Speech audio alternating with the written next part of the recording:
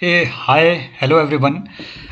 ये जो है ये हमारा पहला सेशन है। GS1 सोसाइटी हम अभी कवर कर रहे हैं यूपीएससी के मेंस के लिए।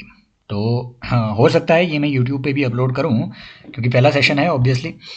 अब देखिए, सोसाइटी के जो हेल्थ केयर इन इंडिया है, ठीक है, इससे रिलेटेड जितना भी आपको कंटेंट चाहिए वो इस एक वीडियो में आपको मिलेगा और इस एक पीडीएफ में आपको मिलेगा। इसके अलावा आपको कुछ भी और नहीं है ना करना है।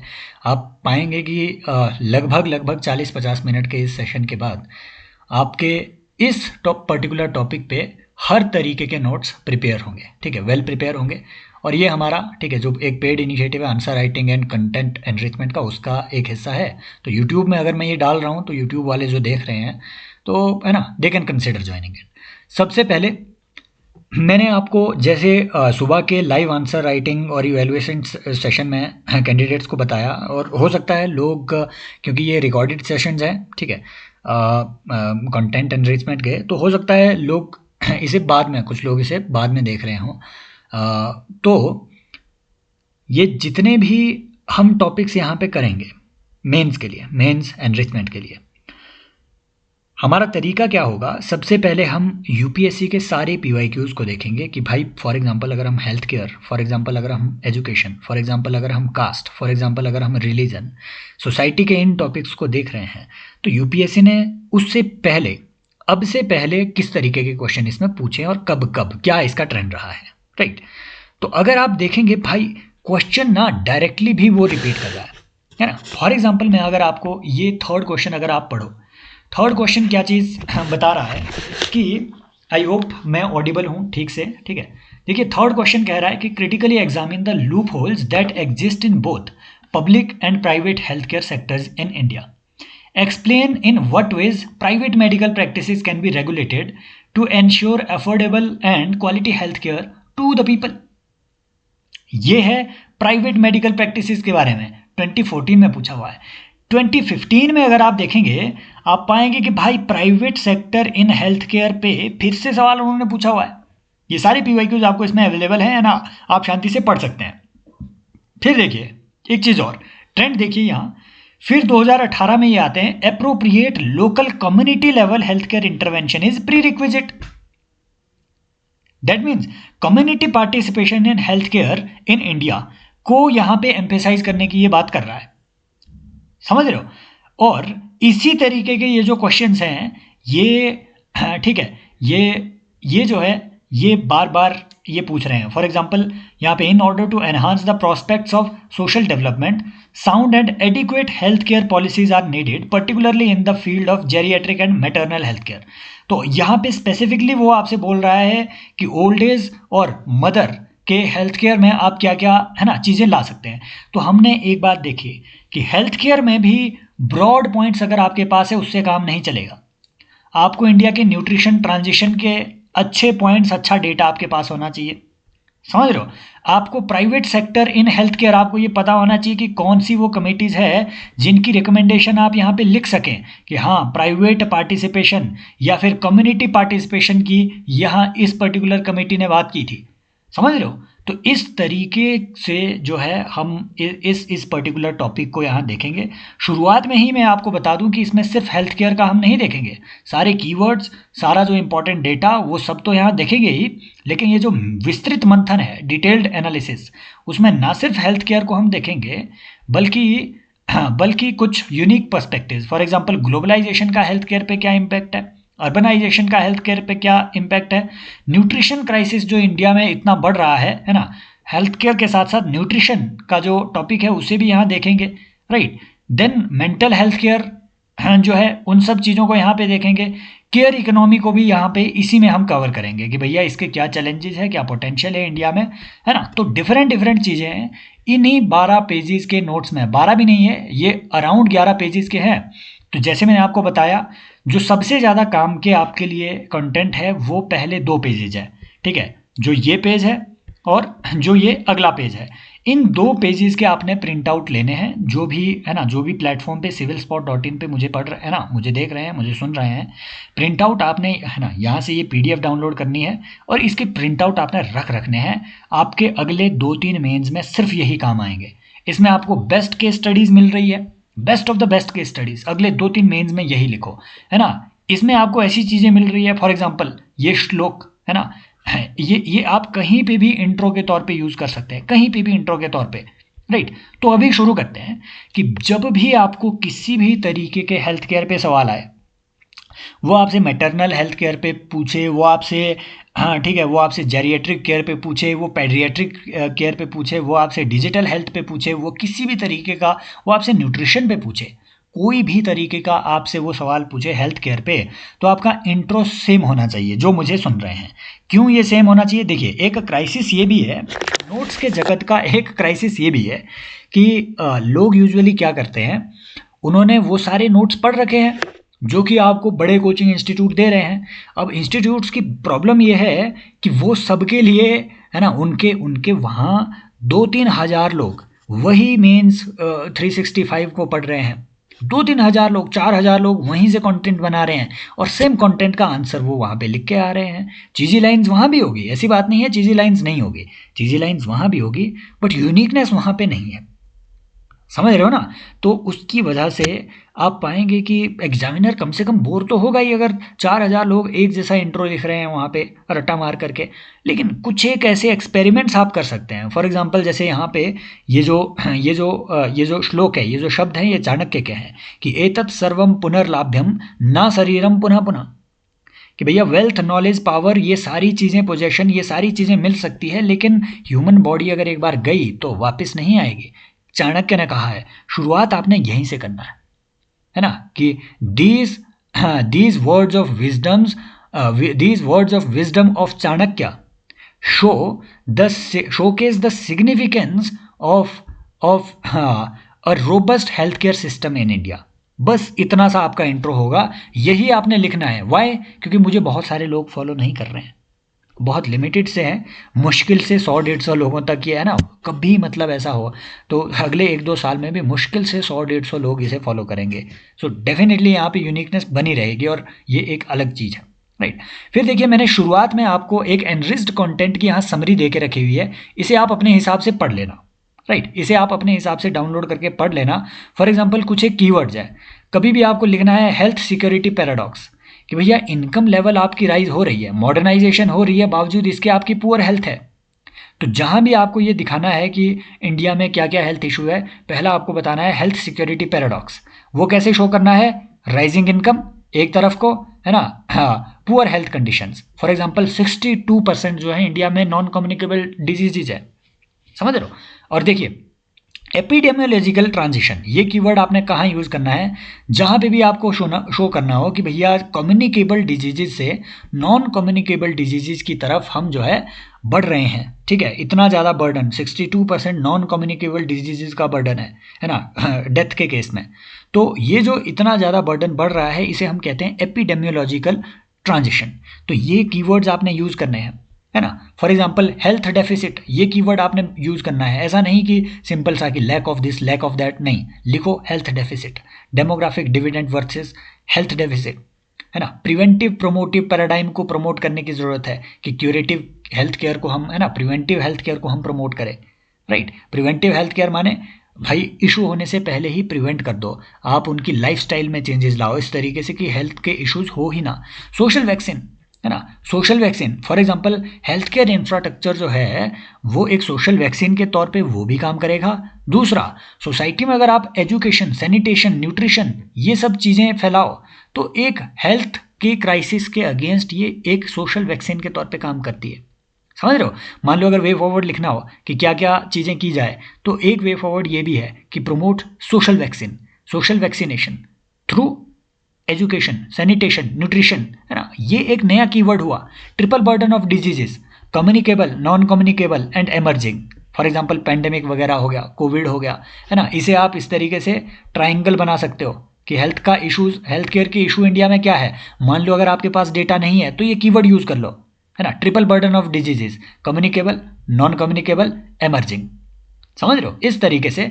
तो ये सारे कीवर्ड्स आप अपने हिसाब से पढ़ लेना, है ना, क्योंकि इनको उस तरीके से बताने की मुझे नहीं लगता कि उतनी नीड है, क्योंकि ये आपको वैसे भी रट्टा ही मारना है इसका।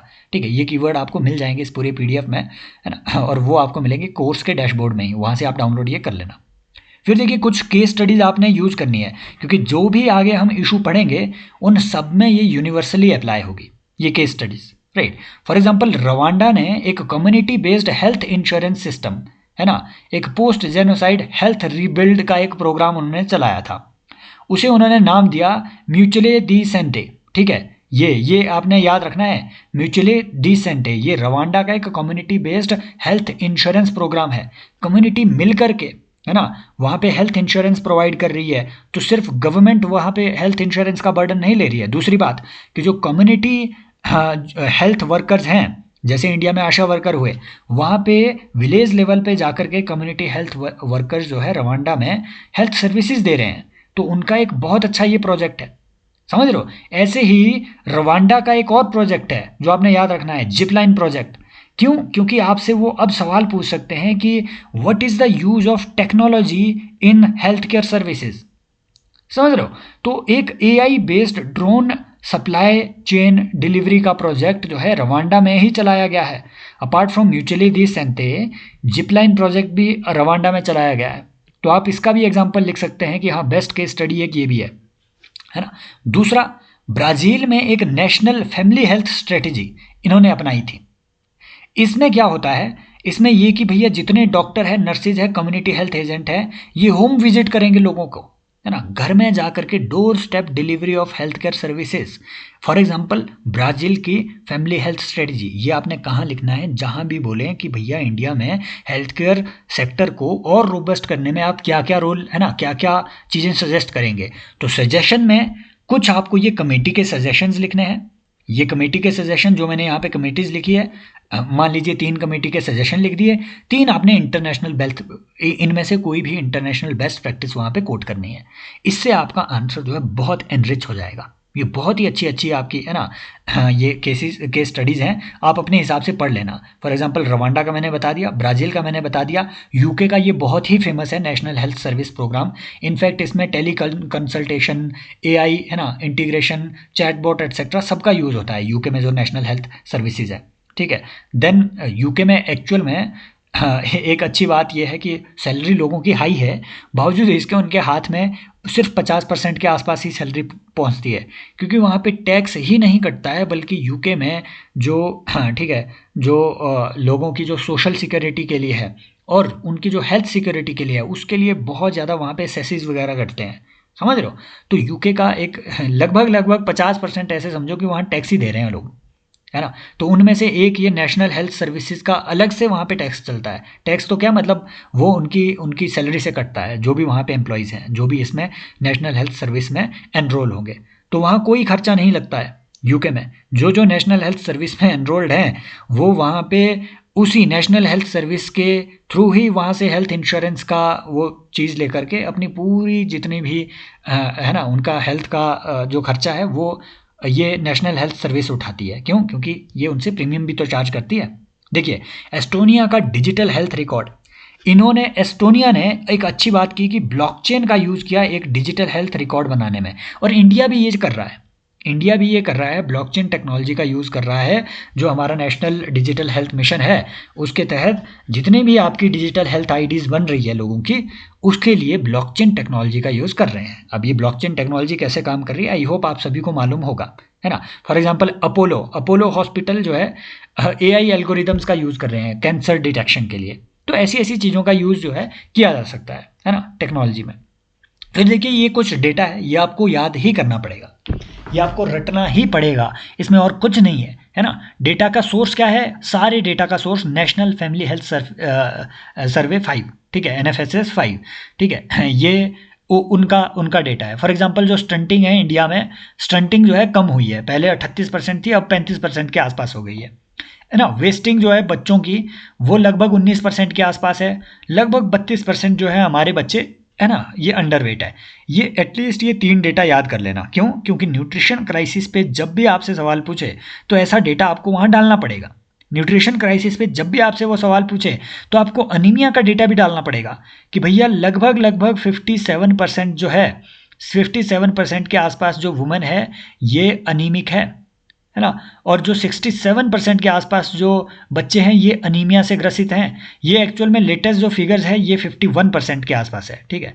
तो हाँ, ये 51% के आसपास थी, इसे आप एक बार कंफर्म कर लेना। लेकिन ये देखिए इतना ही वेरी करता है ना, इतना ही ये वेरी थोड़ा बहुत करता रहता है। अब दूसरी बात, अगर आपसे वो सवाल पूछे, मान लीजिए देखिए सवाल वो किसी भी तरीके का पूछ सकते हैं।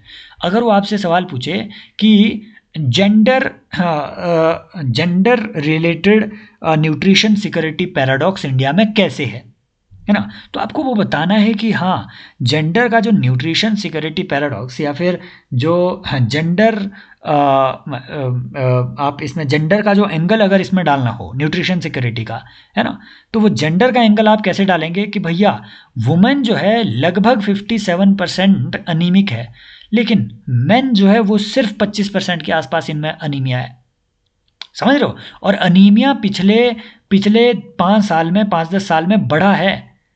नेशनल फैमिली हेल्थ सर्वे 5 के अकॉर्डिंग अनीमिया बढ़ा है।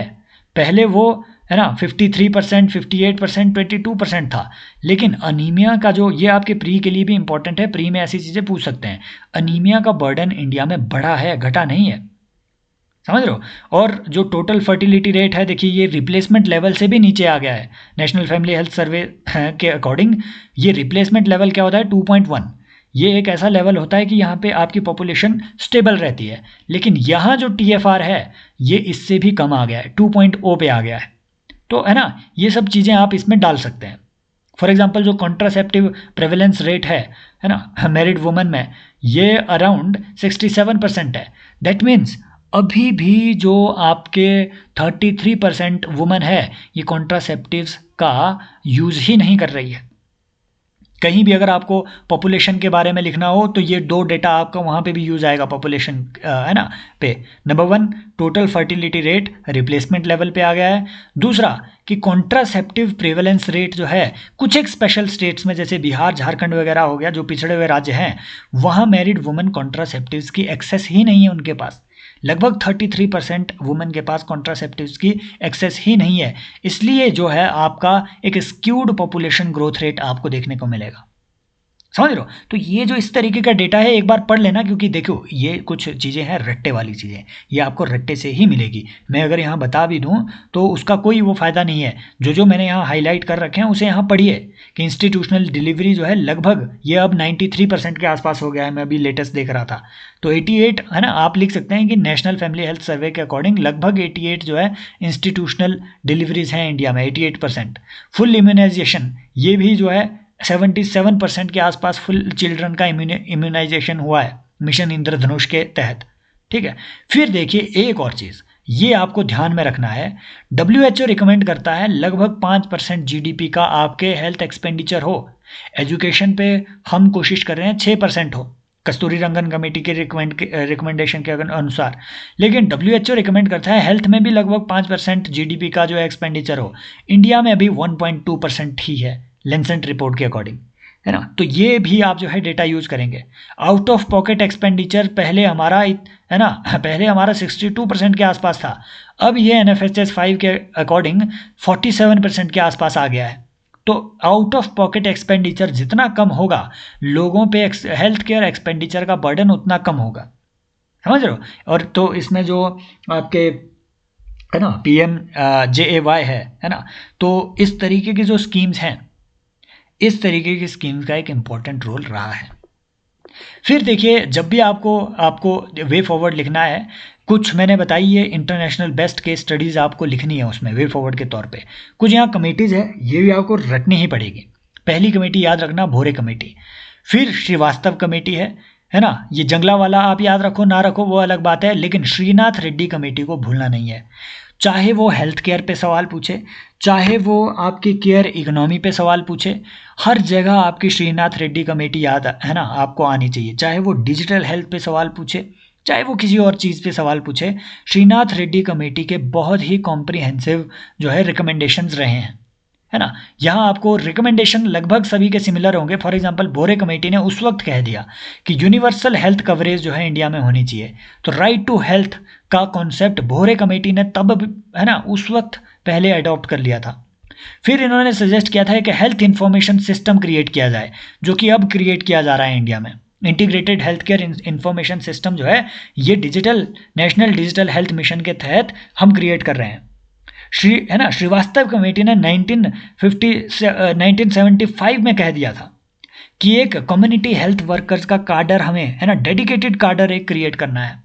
फॉर एग्जांपल जैसे आशा है, आशा वर्कर, तो इससे पहले इन्होंने रिकमेंड कर दिया था कि कम्युनिटी हेल्थ वर्कर्स, जैसे यहाँ पूछा है ना ऊपर, इसमें आप क्या कमेटी लिखते हो, और श्रीवास्तव कमेटी लिखनी है।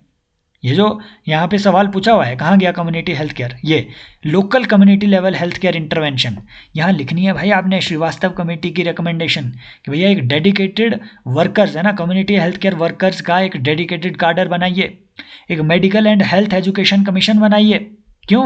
ताकि जो है लोगों के में बिहेवियरल चेंज लाई जा सके, सोशल वैक्सीन के तौर पे है ना जो है हम एजुकेशन का यूज़ कर सकें, हेल्थ एजुकेशन का यूज़ कर सकें।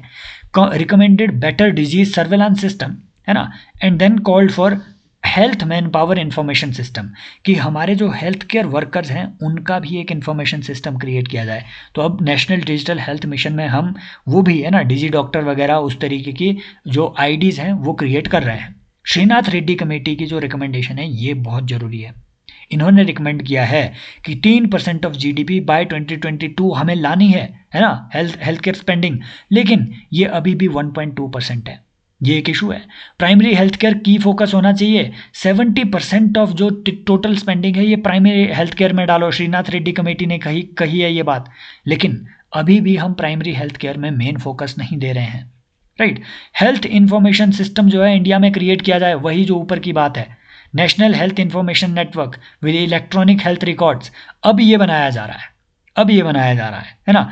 रेगुलेशन ऑफ प्राइवेट सेक्टर, वो ऊपर पूछा था ना कि भैया प्राइवेट सेक्टर जो है इंडिया में इनका क्या रेगुलेशन से रिलेटेड इशू है ना। तो श्रीनाथ रेड्डी कमेटी ने बोला था कि एक इंडिपेंडेंट रेगुलेटरी कमेटी बनाओ भाई।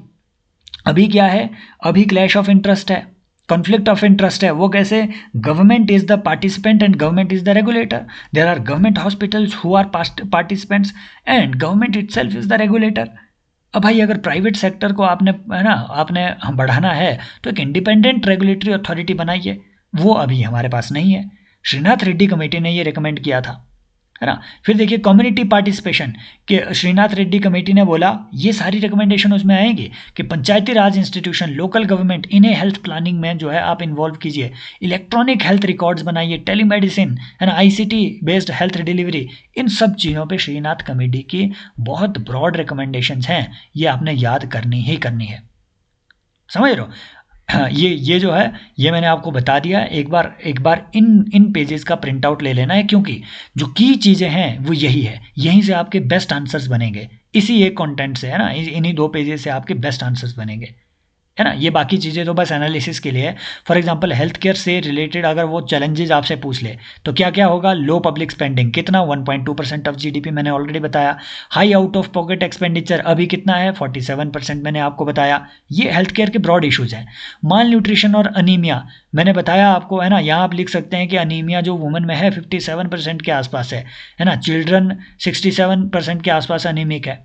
Dual burden of diseases India में है, एक्चुअल में ये ट्रिपल बर्डन ऑफ डिजीज है। ऊपर हमने पढ़ा है ना ट्रिपल बर्डन ऑफ डिजीज कि भैया हाँ जो नॉन कम्युनिकेबल, कम्युनिकेबल और एमर्जिंग डिजीजेज, तो इसमें जो है ट्रिपल बर्डन ऑफ डिजीजेज आप इसमें लिख सकते हैं, एनसीडी, आईसीएमआर एटसेट्रा।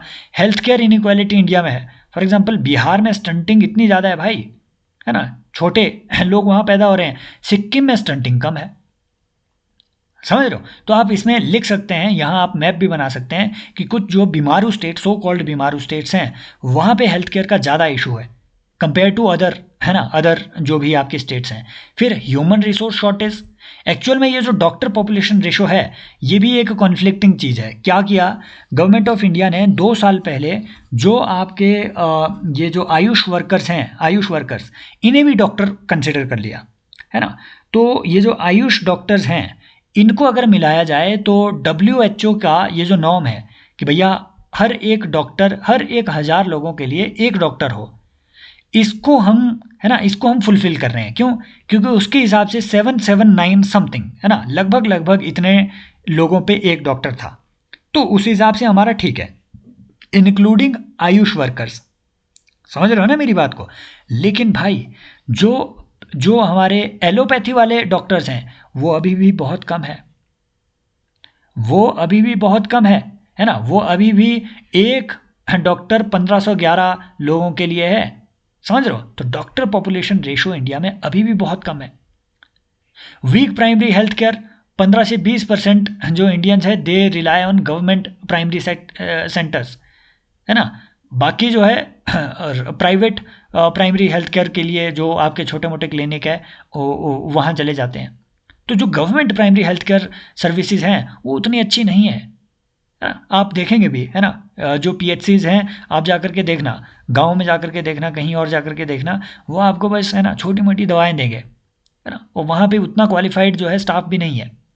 लो इंश्योरेंस पेनिट्रेशन, ये एक अच्छी बात है कि किसी भी तरीके के हेल्थ इंश्योरेंस के लिए सिर्फ लगभग लगभग 32% जो इंडिया के लोग हैं, 31-32%, है ना, सिर्फ उतने ही लोग, वो भी वर्किंग एज पॉपुलेशन के, सिर्फ उतने ही लोग जो है लो इंश्योरेंस, है ना, जो इंश्योरेंस है वो रखते हैं। और डिजिटल हेल्थ इंफ्रा, भाई हम नेशनल डिजिटल हेल्थ मिशन तो हम चला रहे हैं, लेकिन रूरल इंटरनेट सिर्फ 37% है। देखो ये जो डेटा हम यहाँ पढ़ रहे हैं इसे बहुत ध्यान से पढ़ना, वो इसलिए क्योंकि ये जो अलग अलग चीज़ों से डील करने वाला डेटा है, ये आप मान लीजिए अगर आपको डिजिटाइजेशन इन इंडिया भी आए तो आपका यही डेटा वहाँ भी तो काम आएगा कि रूरल इंटरनेट पेनिट्रेशन सिर्फ 37% है। समझ रहे हो? तो जो डिजिटल हेल्थ इंफ्रा है वहाँ तो काम आएगा ही नहीं। और फिर एनवायरमेंटल और एमर्जिंग रिस्क है, फॉर एग्जांपल कोविड-19, निपा जैसे ये जो चीज़ें हैं। अब अगर आपको वे अहेड लिखना है, देखिए ब्रॉड हेल्थ केयर के इश्यूज ये सब हैं, वे अहेड लिखना है तो ये सारे ऊपर के जो हमने ऑलरेडी कमेटी के रिकमेंडेशन पढ़ लिए वो इसके वे अहेड है। फिर देखिए जैसे डिजिटल हेल्थ केयर के की इश्यूज, यही चीज़ आपको डिजिटल गवर्नेंस के की इश्यूज भी आएंगे, यही चीज़ें आपको कहीं दूसरी जगह भी आएंगी, सेम कंटेंट आपको वहाँ लिखना है। फॉर एग्जांपल डिजिटल डिवाइड, हे भगवान, ओह ठीक है मैं अभी सेशन ले रहा हूँ, ये किसी का कॉल आई है। खैर, जो डिजिटल डिवाइड है इंडिया में, right, digital divide around 30% of rural house hold जो है सिर्फ इन्हीं के पास, ठीक है, किसी भी तरीके का इंटरनेट एक्सेस है। डिजिटल लिटरेसी इंडिया में बहुत कम है, 40% जो एडल्ट है इनके पास इवन बेसिक डिजिटल लिटरेसी भी नहीं है एनएसएसओ के डेटा के अकॉर्डिंग, है ना। ये ही आपके डिजिटल गवर्नेंस के भी इशू हैं। तो सारी चीज़ें साइमल्टेनियसली यहाँ पे आपकी कवर हो जा रही है। डिजिटल प्राइवेसी एंड सिक्योरिटी, है ना, फॉर एग्जांपल जो दिल्ली के, आप लिख सकते हैं 2020 में, मेरी लाइट अभी अभी चली गई, ठीक है, 2020 में जो एम्स दिल्ली है वहाँ पे एलिजिडली चाइना के कुछ साइबर अटैकर्स ने साइबर अटैक किया, डेटा वहाँ से चोरी कर लिया गया।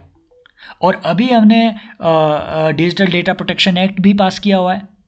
तो अब उसके अकॉर्डिंग अपना पूरा डिजिटल जो हेल्थ इकोसिस्टम है उसको हमें इस्टेब्लिश करने की भी ज़रूरत है। For that we need high degree of modification in the entire digital, है ना, जो भी हमारा डेटा स्टोरेज एटसेट्रा सिस्टम है, तो उसमें हमें बहुत रैपिड वो ट्रांजिशन की ज़रूरत है, उसमें हमें बहुत रैपिड बदलावों की ज़रूरत है।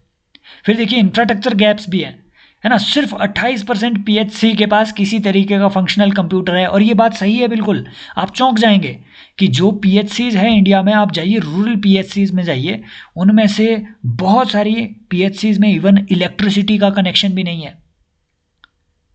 समझ रहे हो ना। और ये आरएचएस क्या है, रूरल हेल्थ सर्वे, ये मैंने इसीलिए यहाँ पे ब्रैकेट में लिखा हुआ है छोटे में, ताकि आप लिख सको यहाँ। समझ रहे हो, 2021 का रूरल हेल्थ जो सर्वे है वो उनका ये सारी चीज़ें हैं, इंफ्रास्ट्रक्चर गैप्स है ना।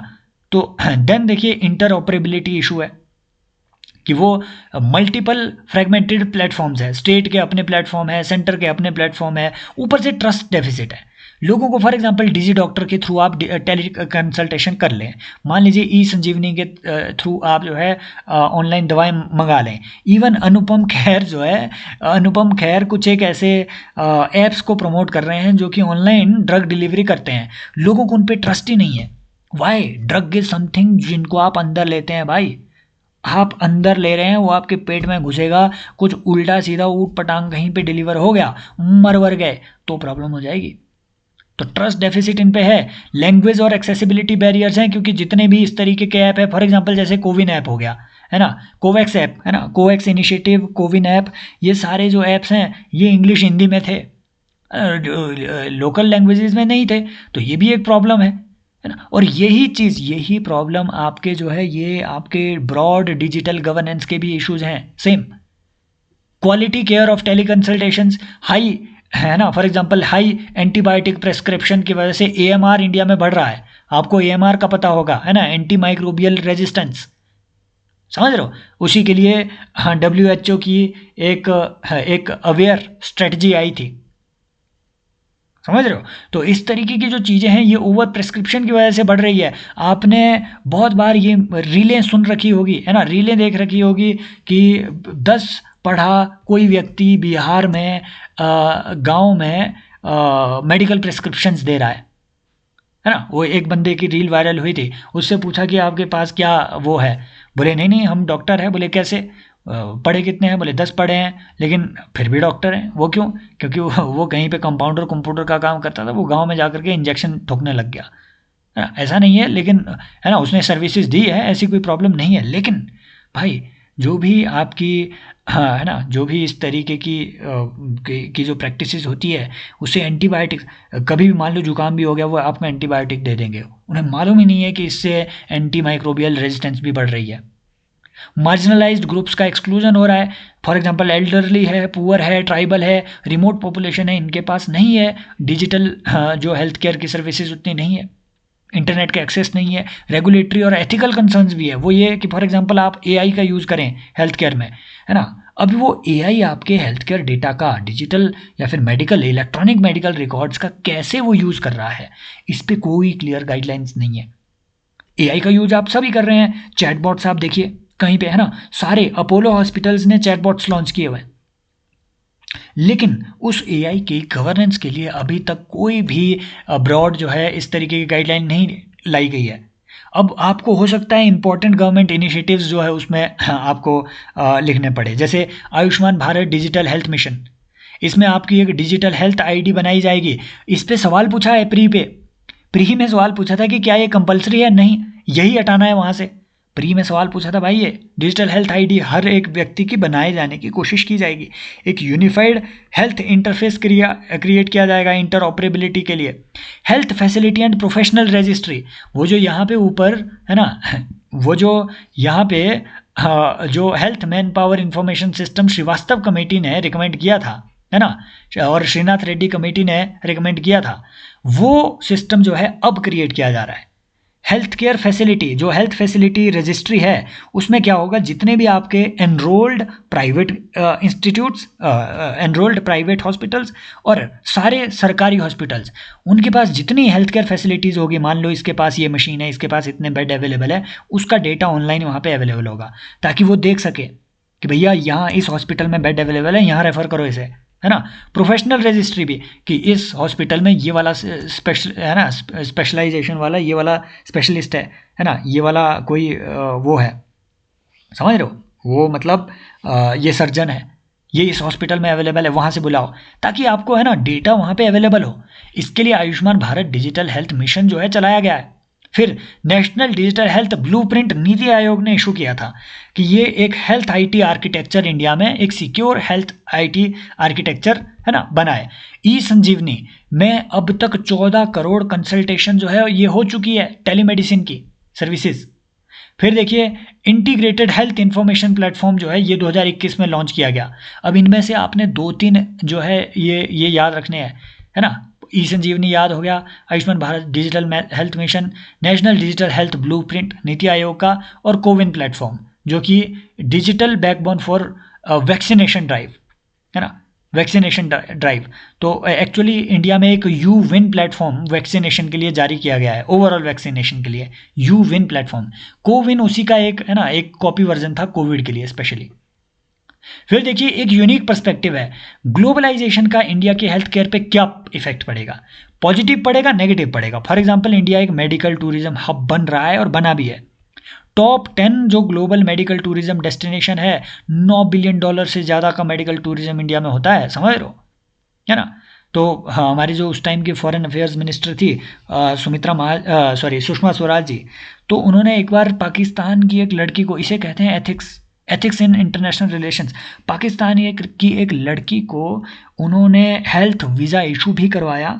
उनके लिए जो ठीक है, जो फ्लाइट सर्विसेज थी वो भी उपलब्ध करवाई, हैदराबाद में कैंसर का उनका उपचार भी करवाया, फिर वापस भी भेजा। शर्म आई उस टाइम पाकिस्तानियों को, and Pakistanis were appreciating this gesture, है ना। This builds our soft power. फिर देखिए जैसे टेक्नोलॉजी ट्रांसफर हो गया, है ना, अपोलो हॉस्पिटल वगैरह, इन्होंने अब जो है रोबोटिक्स, है ना, और telemedicine, AI driven surgery etcetera, ये सब चीज़ें करना शुरू कर दिया है। ये ग्लोबलाइजेशन का ही असर है ना। यूएस में कोई रोबोट बनाया वो इंडिया आया जा रहा है ना। आप इसमें एक चीज़ है ना बहुत अच्छा वो दे सकते हैं, यूएसए में कार टी सेल थेरेपी बनाई गई, इंडिया में भी अब पुणे में उसका इन्वेंशन हुआ इंडियन वर्जन का।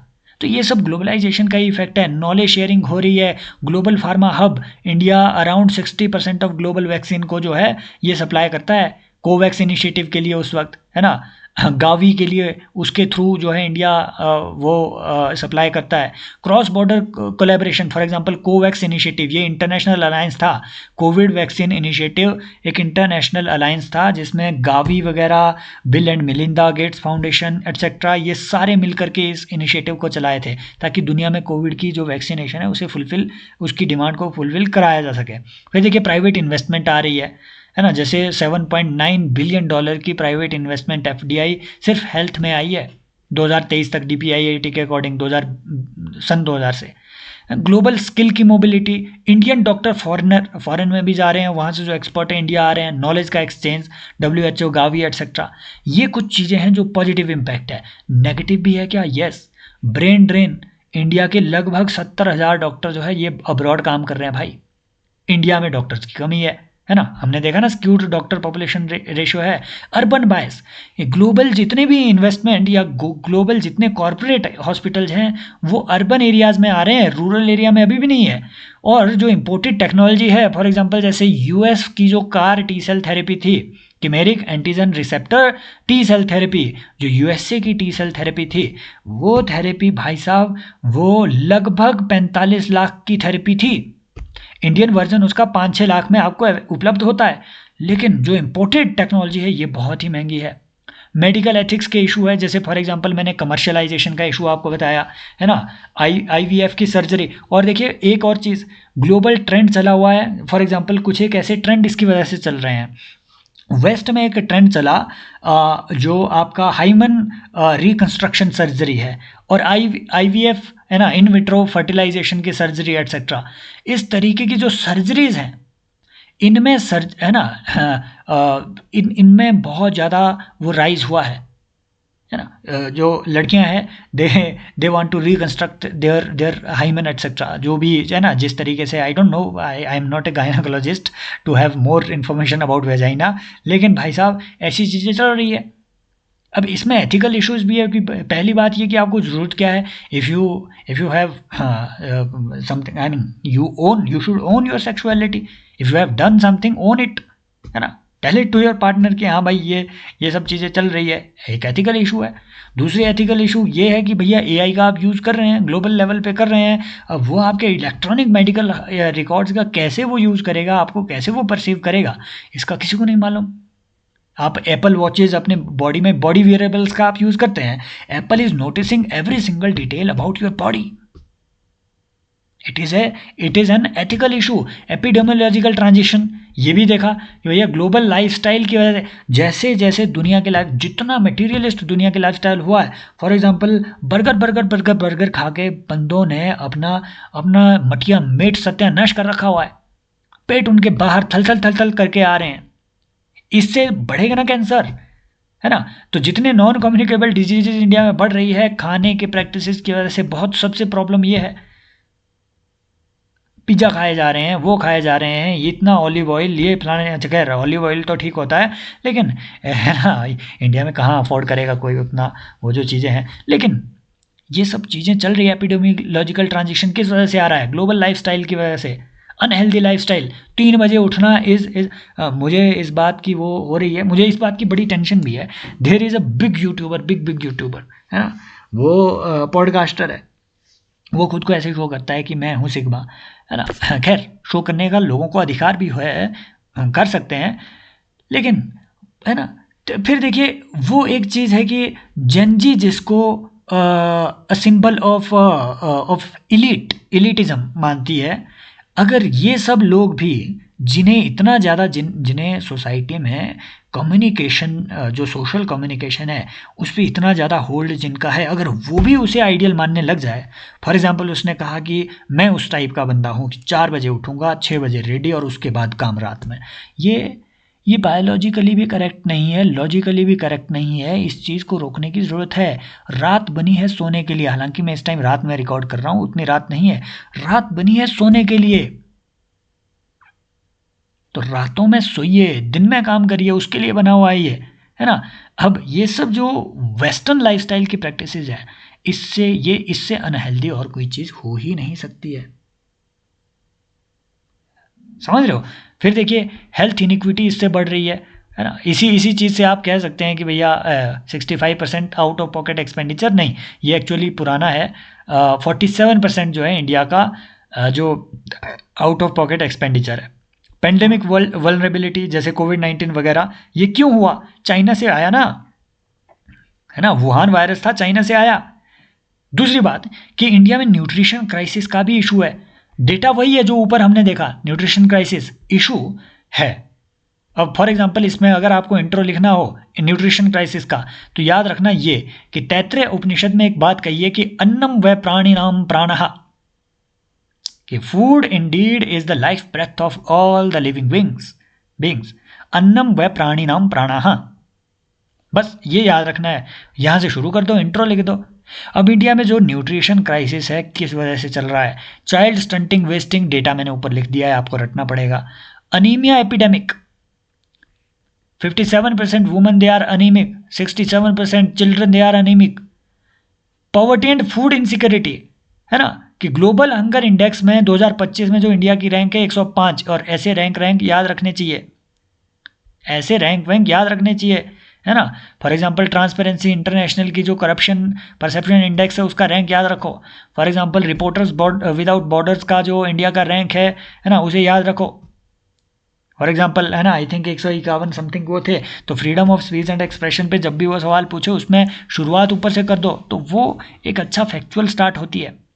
फूड इनसिक्योरिटी इंडिया में इतनी ज़्यादा है, डाइटरी डाइवर्सिटी की डेफिसिट है। फॉर एग्जांपल सबसे ज़्यादा हम क्या खा रहे हैं? हम सीरियल्स खा रहे हैं, हम चावल खा रहे हैं, आटा खा रहे हैं, है ना। लो प्रोटीन इंटेक है हमारा, अंडा वंडा हम खा नहीं पाते हैं। 10 रुपए का अंडा है भाई साहब, फोड़ने में भी शर्म लगेगी, है ना। इनकम उतनी है नहीं है, अब इतना अनएम्प्लॉयमेंट और भी ज़्यादा एआई बढ़ा रहा है ना। वो तो मोदी जी की खैर वो अलग बात है, वो उनकी पॉलिसी अपनी अलग होगी, हम उसमें नहीं जाएंगे।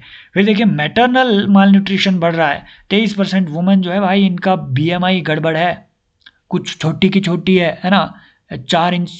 4 फुट 10 इंच की लड़कियां भी आ रही है। अब आप देखेंगे, देखो ये एक इशू है, ये बॉडी शेमिंग का इशू नहीं है, this is a major issue in the society, कि भैया माल न्यूट्रिशन इतना बढ़ गया है और ये उनकी गलती नहीं है, जो स्टंटेड लोग हैं उनकी गलती नहीं है। वाई? है ना, क्योंकि जो न्यूट्रिशन है उस पर शुरू में ही इतना ध्यान उन पर नहीं दिया गया, वो शुरू से प्रॉब्लम है, कुछ ना कुछ प्रॉब्लम है। फिर देखिए चाइल्ड फीडिंग प्रैक्टिसेस एटसेट्रा, इन पे है ना कई और रीजनल इनइक्वालिटी, वो तो मैंने आपको बताया ही कि माल न्यूट्रिशन जो है हाईएस्ट है बिहार झारखंड वगैरह में, समझ रहे हो। फॉर एग्जांपल हमने ऊपर देखा था कि बिहार झारखंड में लगभग आपका 40%, है ना, 40% जो 1 मिनट, कहाँ हमने वो डेटा देखा था, 40% जो है, 1 मिनट, इधर बिहार में स्टंटिंग 42% है, सिक्किम में लगभग 20% ही है। तो रीजनल डिस्पैरिटी है ना, हाई न्यूट्रिशन लिंकेजेस। हाँ, और दूसरी बात, एक और चीज़ आप इसमें लिख सकते हैं, for example food processing India में उतनी नहीं है, फूड प्रोसेसिंग इंडिया में उतनी नहीं है।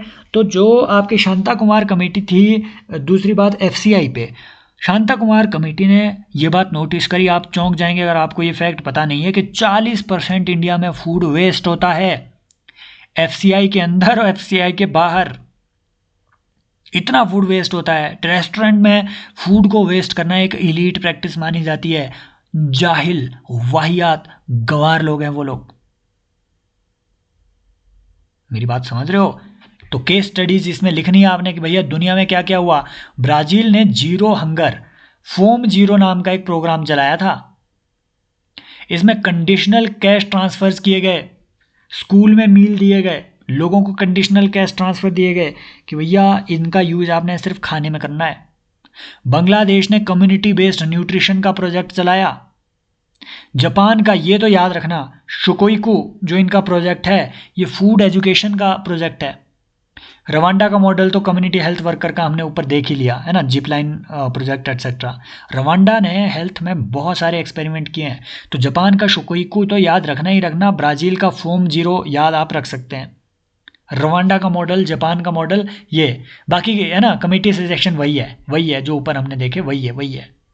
फिर देखिए जेरिएट्रिक और पेडियाट्रिक केयर का एक इशू आता है ना। मैटरनल केयर जो है इसी में ऊपर डील हो जाता है क्योंकि हमने वो सारा फैक्टर देखा। जेरिएट्रिक केयर और पेडियाट्रिक केयर, पेडियाट्रिक मतलब बच्चों का, जेरिएट्रिक मतलब बूढ़ों का। अब जेरिएट्रिक केयर जो है ये ग्रोइंग चैलेंज क्यों है, अब इस पर अगर आपसे सवाल मान लो पूछ भी ले, सबसे पहली बात कि है ना, इंट्रो आप यहीं से शुरू कर सकते हैं कि लगभग 10% जो इंडिया की पॉपुलेशन है ये आपकी, हाँ ठीक है, ये 60% है, 60+ है, और ये 20% हो जाएगी 2050 तक। इसी वजह से एडल्ट, सॉरी, जो एल्डरली पॉपुलेशन है उनकी केयर की हमें अब ज़्यादा ज़रूरत है।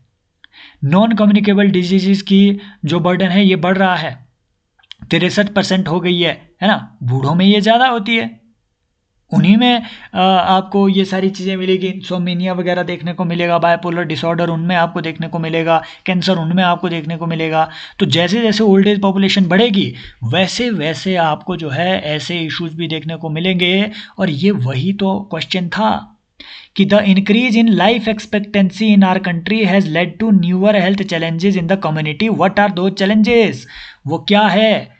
ऊपर क्या बोला, लाइफ एक्सपेक्टेंसी बढ़ रही है, कितनी है, लगभग 75 इंडिया में आज के दौर पे।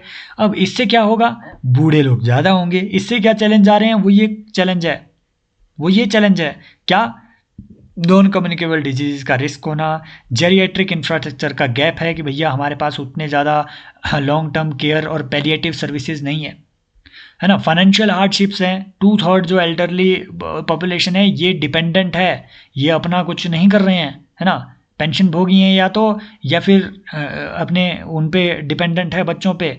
Dependency and care giver shortage.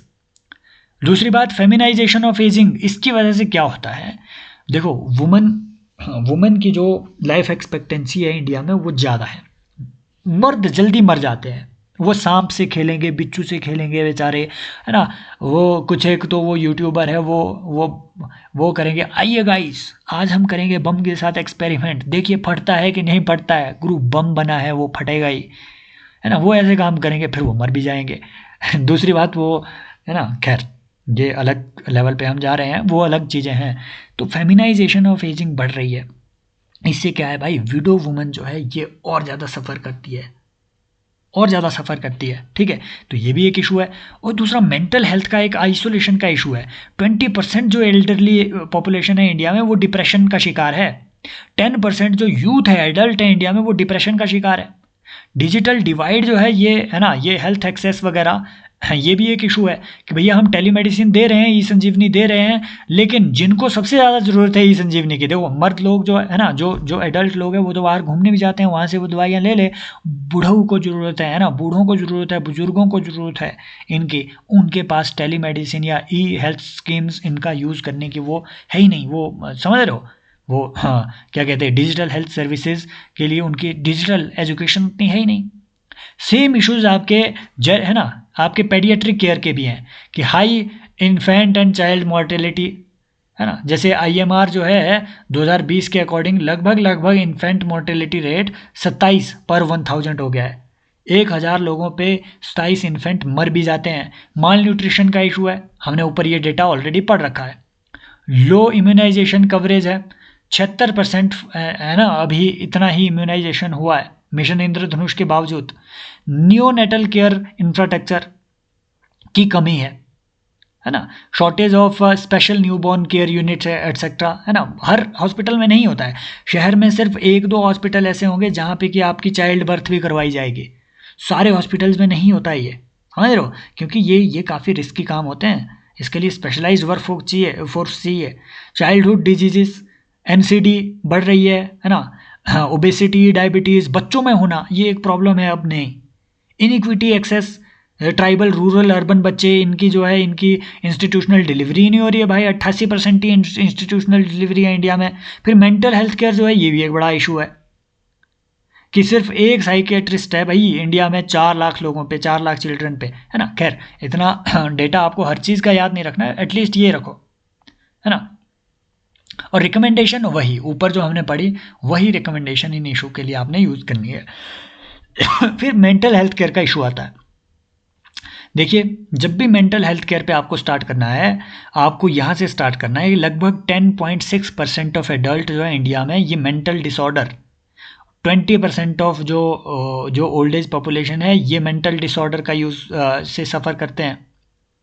दूसरी बात है ना कि WHO के अकॉर्डिंग 2012 से लेकर 2030 तक लगभग $1 ट्रिलियन का इकोनॉमिक लॉस हुआ है इंडिया को मेंटल हेल्थ कंडीशंस की वजह से।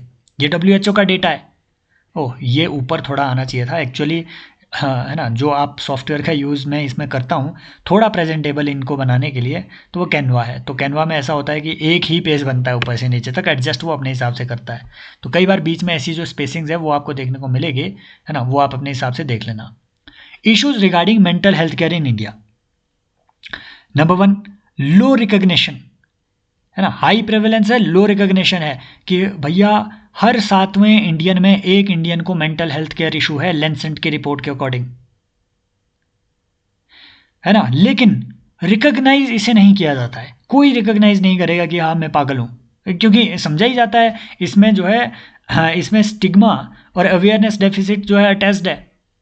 दूसरा ट्रीटमेंट गैप है, सिर्फ जो 83% जो ट्रीटमेंट जो मेंटल हेल्थ वाले लोग हैं इनको ट्रीटमेंट ही नहीं मिलता है, वो चाहते ही नहीं है कि वो साइकेट्रिस्ट के पास जाएं। 1 लाख लोगों पे 0.75 साइकेट्रिस्ट है इंडिया में। WHO बोलता है कि 3 रखो 1 लाख लोगों पे, है ना। इंडिया में इतनी कमी साइकेट्रिस्ट की है। पूरा डेटा आपको याद रहे ना रहे वो अलग बात है, ये पॉइंट जरूर याद रहने चाहिए। वहाँ जनरल पॉइंट नहीं लिखने आपने कि lack of hospital, lack of beds, lack of nurses, lack of, है ना, वो लैक ऑफ सेंस, वो नहीं लिखनी है उसमें, लैक ना, ये लिखना है huge treatment gap. Mental disorders सिर्फ 83% ट्रीट हो रहे हैं, प्रोफेशनल्स की शॉर्टेज ओनली। यहाँ अगर आप 0.75 साइकेट्रिस्ट के बजाय 1.5%, है ना, 1.5 साइकेट्रिस्ट पर 1 लाख भी लिखें तो उसमें भी कोई गड़बड़ नहीं होगी। वो पूछेगा ही नहीं आपसे, वो, है ना, वो चेक ही नहीं कर रहा है, आपको बस डेटा वहाँ डालना है। ऐसा लिख दिया कि 10 साइकेट्रिस्ट है 1 लाख लोगों पे, तब प्रॉब्लम है। रूरल अर्बन डिवाइड 80-90%, यहाँ 80 की जगह 90 भी लिख दो कि 90% साइकेट्रिस्ट जो है इंडिया में वो अर्बन एरियाज़ में है, रूरल में नहीं है। और WHO के अकॉर्डिंग जितने भी एंग्जाइटी और डिप्रेशन के इशू है वो कोविड-19 के बाद 25% बढ़े हैं। डिजिटल डिवाइड, मेंटल हेल्थ के लिए देखो हमने टेलीमाइनस वगैरह ऐसा सिस्टम लाए हुए हैं, लेकिन भाई हमारे पास डिजिटल लिटरेसी नहीं है। सिर्फ 37% इंटरनेट पेनिट्रेशन है रूरल एरिया में, तो वो एक प्रॉब्लम है, डिजिटल डिवाइड एक प्रॉब्लम है। अब गवर्नमेंट ने स्टेप क्या लिए हैं यहाँ से, वो उसने अभी तक सवाल नहीं पूछा है। वेरी लाइकलीहुड है कि 1-2 साल में वो मेंटल हेल्थ केयर पे आपसे सवाल पूछे, अगर पूछना होगा तो वो ये भी पूछेगा कि स्टेप क्या लिए गए हैं। जैसे मेंटल हेल्थ केयर एक्ट में राइट्स को रिकॉग्नाइज किया गया है, जो भी मेंटल हेल्थ केयर इशू से जूझ रहे लोग हैं उसमें राइट्स को रिकॉग्नाइज किया है। दूसरी बात, सुसाइड जो पहले की क्रिमिनल ऑफेंस हुआ करता था IPC में, उसे यहाँ पे डीक्रिमिनलाइज कर दिया गया है इस एक्ट के थ्रू कि अगर आप अटेम्प्ट टू सुसाइड करते हैं तो आपको क्रिमिनल नहीं माना जाएगा। Mental health care review board हर एक स्टेट में बनाए जाएंगे। रेगुलेशन ऑफ इंस्टीट्यूशंस, है ना, वो जितनी भी मेंटल हेल्थ केयर इस्टेब्लिशमेंट्स हैं, मान लीजिए अगर कोई साइकेट्रिस्ट ने अपना क्लिनिक खोला है तो वो रजिस्टर होने चाहिए, ई रजिस्टर्ड होने चाहिए।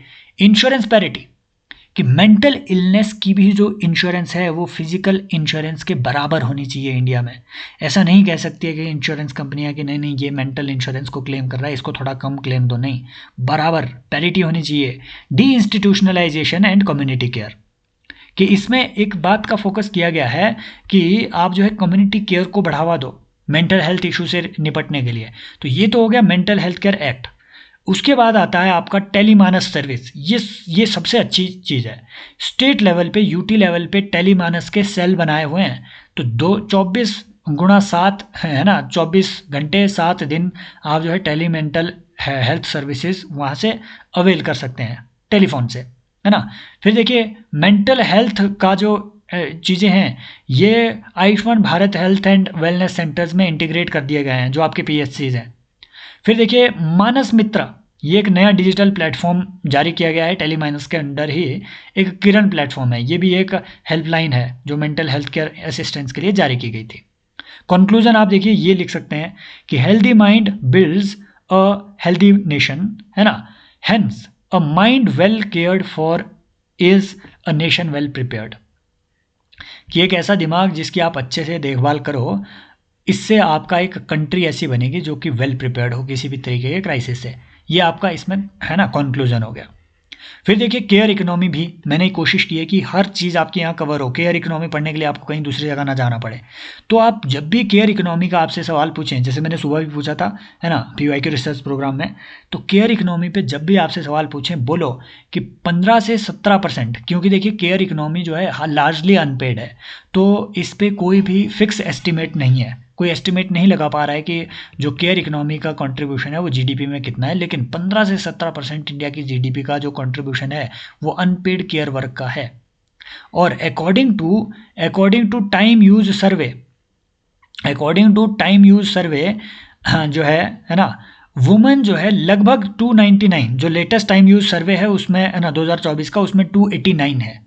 लगभग 299 minutes per day unpaid care work में जो है वो लगाती है वुमन।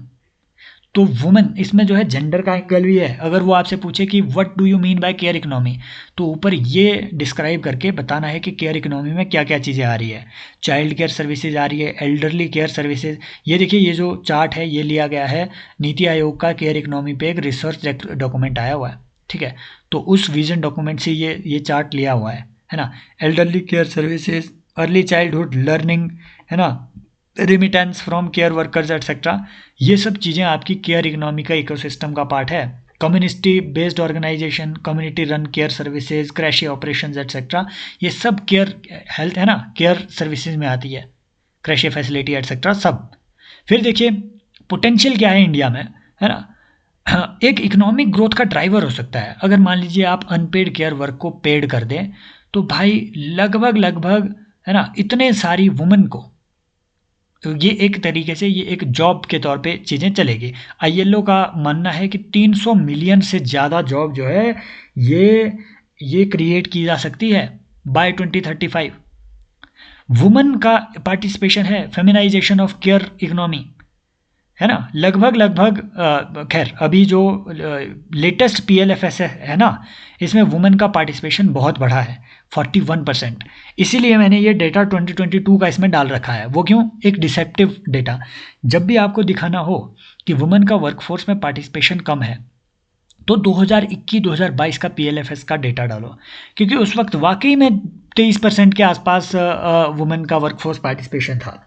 अब इंक्रीज होके 41-42 के आसपास हो गया है, तो ये काफ़ी डिसेंट है 41-42।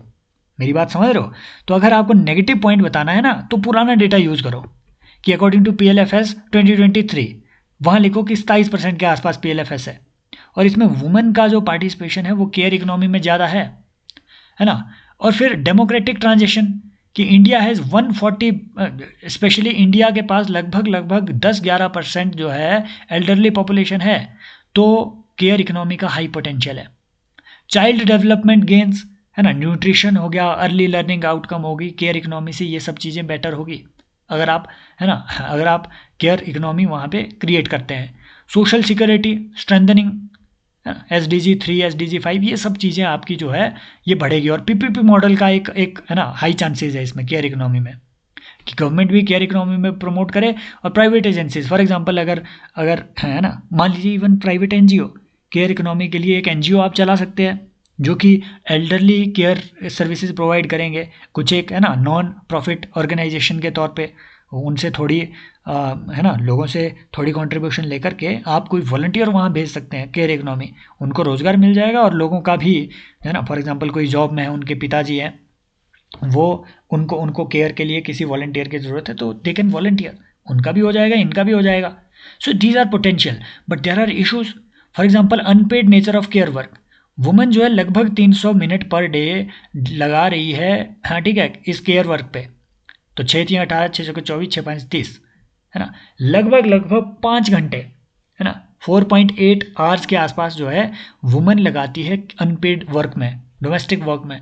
Lack of formal infrastructure, for example limited कृषि फैसिलिटीज एटसेट्रा इंडिया में है ना, ओल्ड एज होम्स बहुत कम है ना, पॉलिसी फ्रेगमेंटेशन, है ना, ये काफ़ी स्कैटर्ड है। ICDS हो गया, है ना, इंटीग्रेटेड चाइल्ड डेवलपमेंट सर्विसेज हो गया, है ना, NPCHC और मैटरनिटी बेनिफिट एटसेट्रा, इसमें अलग अलग मिनिस्ट्रीज इन्वॉल्व है actually, right. Ministry of social justice and empowerment आपके ओल्ड एज लोगों को देख रही है, साथ में मिनिस्ट्री ऑफ हेल्थ उनके हेल्थ के एस्पेक्ट को देख रही है, तो पॉलिसी फ्रेगमेंटेशन है ना, लिखो कि multiple ministries and departments involve, है ना, एग्जाम्पल आपके ministry of health, example ministry of social justice and empowerment. फिर अंडर फंडिंग भी है, ये मैंने बताया 1.2% ऑफ GDP ही सिर्फ अभी हम जो है एक्सपेंडिचर कर रहे हैं। लो वर्कफोर्स रिकॉग्निशन, जैसे आशा वर्कर वगैरह हो गया, आंगनबाड़ी वर्कर वगैरह हो गया, इन्हें उतनी रिकॉग्निशन नहीं है, and they are not well paid, they are not even treated as employees, they don't have pension services. Gender inequality है, मैंने बताया कि मोस्टली वुमेन जो है इसमें इन्वॉल्व है, और क्वालिटी कंसर्न भी है कि जो भी केयर गिवर्स हैं उनकी ट्रेनिंग उतनी अच्छी नहीं हुई है। तो इसमें क्या किया जाए, श्रीवास्तव कमेटी मैंने बताया, इन्होंने बोला कि एक dedicated community based health workers का कार्डर बनाओ, जो कि आजकल आशा है। श्रीनाथ रेड्डी कमेटी ने क्या बोला था कि एडवोकेटेड केयर वर्कफोर्स एक्सपेंशन, कि केयर वर्कफोर्स का भी आप एक्सपेंशन करो। नीति आयोग का 2017 का, जहाँ से मैंने ये लाया हुआ है ना, तो केयर इकोनॉमी पे इन्होंने एक एजेंडा डॉक्यूमेंट लाया था। तो नीति आयोग का मानना है कि PPP मॉडल को जो है एल्डरली केयर में, जेरिएट्रिक केयर में, पेडियाट्रिक केयर में इस मॉडल को अप्लाई करो, कृषि फैसिलिटी एटसेट्रा में प्राइवेट एजेंसी को इन्वॉल्व करो। उरुग्वे का नेशनल केयर सिस्टम इन्होंने चलाया था कि इसमें जो है first country to legally recognise care as right and state responsibility, समझ रहे हो। हालांकि DPSP में चाइल्डहुड केयर की का जिक्र हमारे भी है, लेकिन ये वो चीज़ें हैं जो आपको ध्यान में रखनी है ना। फॉर एग्जांपल अब इसका जो है ये कंक्लूजन मैंने यहाँ सैंपल दे दिया हुआ है, आप यहाँ से लिख सकते हैं कि the care economy lies at the intersection of gender justice and economic justice. By valuing care work, India can ensure from unpaid to paid, from invisible to visible, the contribution of caregivers is duly recognized in nation building, है ना। इतना भी जरूरी है ना, इतना भी अगर आप छोटा वो लिखो तो वो भी ठीक है ना। फॉर एग्जांपल अगर आपको ऊपर मेंटल हेल्थ पे लिखना है, तो मेंटल हेल्थ पे लिखो कि भैया भगवत गीता एम्फेसाइजेज ऑन स्थित प्रज्ञा, a situation where mind, body and soul are all aligned, and this mandates the mental health care, है ना। this and it signifies the importance of mental health care in India। ऐसे करके आप इन चीज़ों को कर सकते हैं कि नहीं।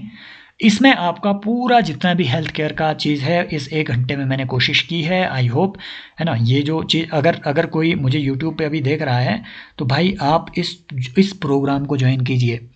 ट्रस्ट मी, ऐसा कंटेंट तो छोड़िए, कंटेंट आपको डेली रिकॉर्डेड कंटेंट के सेशंस मिलेंगे। इसकी सबसे बेहतरीन बात है डेली आप लाइव आंसर राइटिंग करेंगे और उसका लाइव इवैल्यूएशन होता है। कैसा होता है, जाकर के यूट्यूब का सेशन पिछला मेरा देखो, लाइव इवैल्यूएशन होता है। आप जो आंसर लिखेंगे उसमें बताया जाएगा यहाँ ये करो, यहाँ वो करो।